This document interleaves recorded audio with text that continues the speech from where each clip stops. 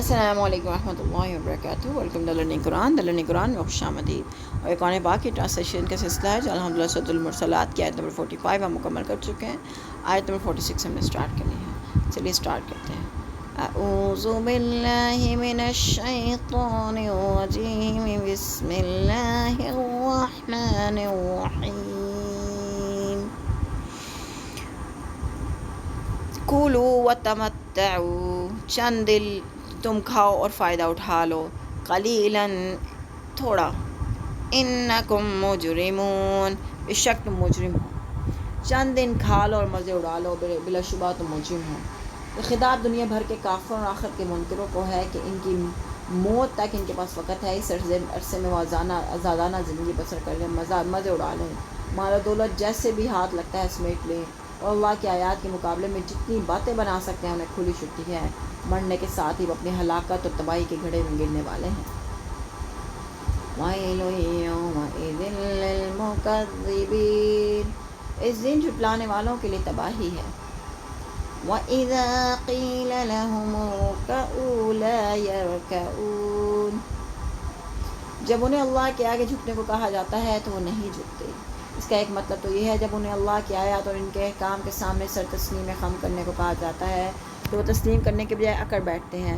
دوسرا مطلب یہ ہے کہ جب انہیں نماز کے لیے کہا جاتا ہے تو وہ انکار کر دیتے ہیں، کہتے ہیں کہ آیت قبیلہ بنو ثقیف کے حق میں نازل ہوئی۔ رسول اللہ صلی اللہ علیہ وسلم نے انہیں نماز ادا کرنے کا حکم دیا تو کہنے لگے کہ نماز میں تو جھکنا پڑتا ہے اور جھکنے میں ہمیں شرم محسوس ہوتی ہے۔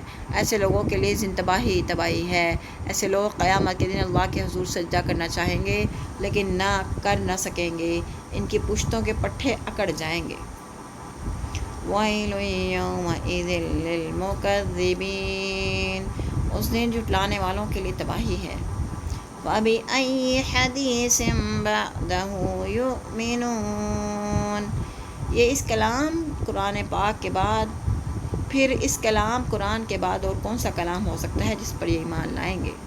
یعنی حق و باطل میں امتیاز کے لحاظ سے، پند و نصیحت کے لحاظ سے، انسان کو نیک و بد سمجھانے کے لحاظ سے اور اسے اس آخری انجام سے آگاہ کرنے کے لحاظ سے قرآن سے بہتر کوئی کتاب نہیں ہو سکتی۔ پھر اگر یہ لوگ اس پر بھی ایمان لانے کو تیار نہیں تو کہ اس کے بعد کوئی اور کتاب آسمان سے اترنے والی ہے جس پر ایمان لائیں گے؟ حدیث میں ہے کہ جو کوئی شخص اس آیت پر پہنچے تو یوں کہیں آمنا باللہ۔ آیت نمبر 50 ہم نے مکمل کر لیا۔ سورۃ المرسلات ہماری یہاں مکمل ہو چکی ہے۔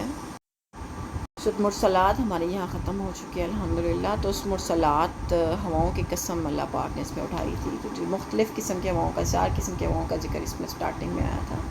دل کو خوش کر دینے والی ہوائیں، زور پکڑ کر جھکڑ بن جانے والی ہوائیں، بادلوں کو اٹھا کر پھیلانے والی ہوائیں، پھر انہیں پہاڑ پہ جدا کرنے والی ہوائیں، اور یہ ایسی ہوائیں جو اللہ کے دلوں میں اللہ کی یاد ڈالتی ہیں۔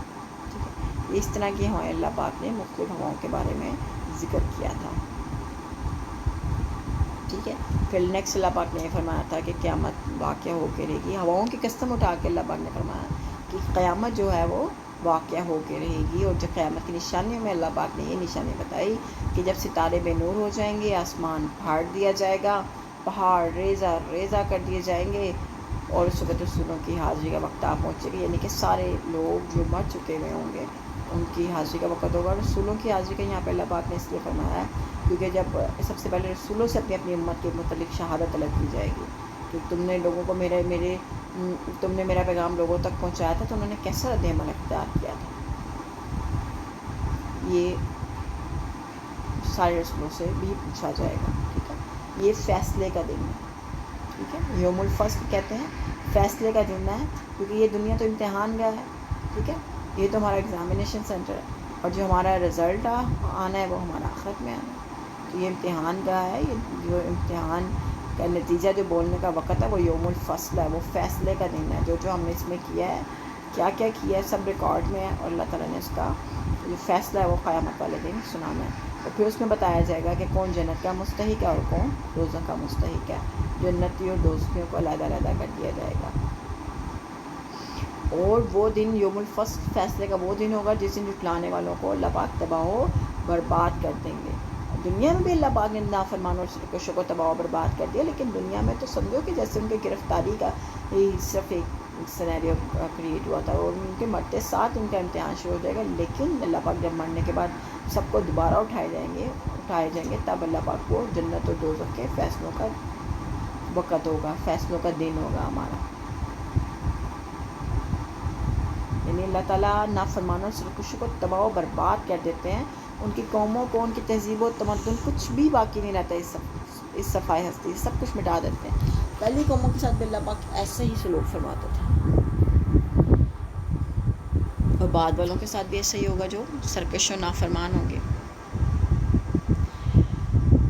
اس دن جھٹلانے والوں کے لیے تباہی ہے، جو جھٹلاتے ہیں ان کے لیے تباہی ہوگی. جس سے اللہ پاک آخرت کے منکروں کو تباہ و برباد کر کے صفائے ہستی سے مٹا دیتے ہیں نا، اس کی حیثیت تو محض ایک مجرم کی گرفتاری ہے، باقی لوگ ان کے مظالم سے نجات پا گئے، محفوظ ہو جائیں. اصل تباہی تو قیامت کے دن ہوگی، جب انہیں ان کے جرائم کے قرار واقعی سزا دی جائے گی.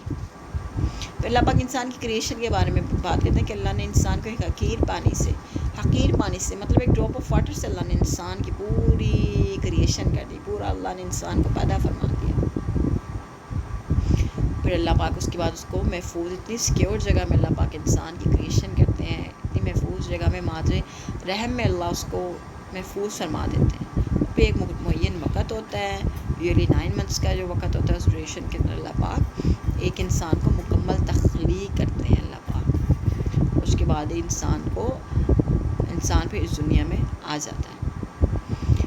آخرت کے دن کو جھٹلانے والوں کے لیے اللہ نے تباہی رکھی ہے. پھر اللہ پاک زمین کو اللہ پاک فرمایا کہ میں نے زمین کو سمیٹ کے رکھنے والے نہیں بنایا، یعنی کہ زندہ انسانوں، زندوں کو بھی، زندہ لوگ بھی زمین پہ ہیں اور مردہ لوگ بھی زمین پہ ہیں. زندہ لوگ زمین کے اوپر رہتے ہیں، مردہ لوگ زمین کے اندر رہتے ہیں، اور جو زندہ لوگ ہوتے ہیں زمین پہ اللہ پاک جو اشیاء اللہ پاک پیدا فرماتے ہیں، جو پھل سبزیاں اناج اللہ پاک پیدا فرماتے ہیں، ان کے ساتھ اس کی زندگی ہوتی ہے. پھر اللہ نے پہاڑ بلند بالا پہاڑ ہیں، پھر اللہ نے پانی عطا فرمایا، اللہ نے بے شمار نعمتیں عطا فرمائی. پھر اللہ پاک پھر فرما رہے ہیں فَوَيْلٌ يَوْمَئِذٍ لِّلْمُكَذِّبِينَ، اس دن جھٹلانے والوں کے لیے تباہی ہے جھٹلانے والوں کے لیے. پھر اللہ پاک اس دن لوگوں سے کہیں گے چلو اس دوزخ کی طرف جسے تم جھٹلایا کرتے تھے. پھر ایک سایہ ان کے اوپر، اس طرح کا بڑا سا سایہ، محلوں کی طرح کا بڑے سائز کا سایہ ہوگا، جو جہنمیوں کے اوپر ایک سایہ کیا ہوا ہوگا اس میں. اب وہ جو سایہ ہوگا 3 شاخوں والا سایہ ہوگا. کہتے ہیں کہ وہ دوزخ سے گرم خراج اٹھیں گے، دوزخوں کے اوپر سایہ کریں گے. انعام کو سایہ ہوگا، لیکن یہ اتنا گرم اور شدید ہوگا کہ وہ اپنی حرارت سے جہنمی ہوں گے مزید گھبراہٹ کے شکار ہو جائیں گے. وہ نہ ٹھنڈی چھاؤں ہوں گی نہ تپش سے بچائے گا. وہ اتنے بڑے شرارے پھینکے کہ جیسے محل، جو اچھلتے ہوئے یوں محسوس ہوں گے کہ وہ زرد اونٹ ہیں. اس دن جھٹلانے والوں کے لیے تباہی ہے. وہ دن ایسا ہوگا جس میں وہ کچھ نہ بول سکیں گے، اور نہ انہیں اجازت دی جائے گی، کیونکہ ان کے جسم کے تمام اعضاء جو ان کے جسم کے تمام اعضاء جو سے ہیں وہ کوئی عذر پیش نہیں کر سکیں گے. وہ اس لیے کوئی عذر پیش نہیں کریں گے کیونکہ اللہ پاک نے ان کے جو ہاتھ، ان کے منہوں پہ مہر لگ جائے گی، ان کے ہاتھ منہ سب خود ہی گواہی دیں گے. وَيْلٌ يَوْمَئِذٍ لِّلْمُكَذِّبِينَ، اللہ پاک پھر فرمانے سے جھٹلانے والوں کے لیے تباہی ہے. یہی فیصلے کا دن ہے. ہم نے تمہیں بھی اور پہلوں کو بھی سب کو اللہ پاک جمع کر دیں گے، سب کو اللہ پاک جمع کر دیں گے. دنیا میں تو یہ چالے چلتے تھے، اللہ کے نبی کو ستاتے تھے، اللہ کے مومن بندوں کو، مسلمانوں کو ستاتے تھے. اس دن تو وہ کچھ بھی نہیں کر سکیں گے. پھر اللہ پاک فرما رہے ہیں وَيْلٌ يَوْمَئِذٍ لِّلْمُكَذِّبِينَ، اس دن جھٹلانے والوں کے لیے تباہی ہے. لیکن جہاں پرہیزگار جو متقی لوگ ہوں گے، جو مکذبین لوگوں کے سامنے اللہ پاک پرہیزگار جو ہوں گے، متقین جو ہوں گے، وہ سایوں میں اور چشموں میں ہوں گے، جنت کے پرسکون سایوں میں ہوں گے. جو اللہ سے ڈرتے ہوں گے، اللہ کے حضور اپنے اعمال کی جواب دہی سے ڈر کر ممکن حد تک اللہ کی فرما برداری کرتے ہوں گے. ایسے لوگوں کا یہ انجام اللہ کریں گے، وہ جنت کے ٹھنڈے اور پرسکون سایوں میں ہوں گے، ٹھنڈے میٹھے چشمے ہوں گے وہاں پہ، کھانے کو اعلیٰ سے اعلیٰ اور اس پہ پسند پھل ملیں گے. وہ جتنا کچھ بھی کھا پی لیں گے، اس میں کسی قسم کی تکلیف نہیں ہوگی. ساتھ انہیں یہ کہا جائے گا تمہاری نامال کا بدلہ جو تم دنیا میں بجا لاتے تھے. اللہ تعالیٰ کا یہ محض یہ ارشاد محض ان کی قدردانی اور حوصلہ افزائی کے لوگ ہوگا، ورنہ حقیقت تو یہ ہے جو رسول اللہ صلی اللہ علیہ وسلم نے ارشاد فرمایا کہ کوئی شخص بھی اپنے اعمال کی وجہ سے جنت نہیں جاتا، کہ محض اللہ کے فضل، اس کی مہربانی کی بنا پر جنت میں جائے گا. اللہ پاک ہم پر بھی اپنا فضل فرما دیں، ہم پر بھی مہربانی فرما دیں. اللہ پاک ہم سب کو जन्नत الفردوس کے اعلیٰ مقام میں عطا فرما دے. آمین آمین آمین ثم آمین یا رب العالمین.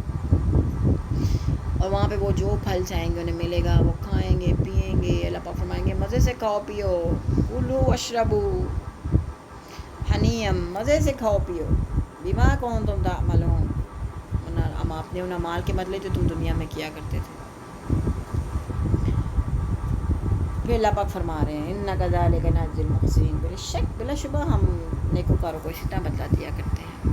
پھر اللہ پاک فرما رہے ہیں ویل یومئذ للمکذبین، اس دن جھٹلانے والوں کے لیے تباہی ہی تباہی ہے. پھر اللہ پاک کہتے ہیں کہ تم لوگ چند دن کھا لو مزے اڑا لو، بلا شبہ تم مجرم ہو، اور اس دن جھٹلانے والوں کے لیے تباہی ہی تباہی ہے. ویل یومئذ للمکذبین، اس دن جھٹلانے والوں کے لیے تباہی ہی تباہی ہے.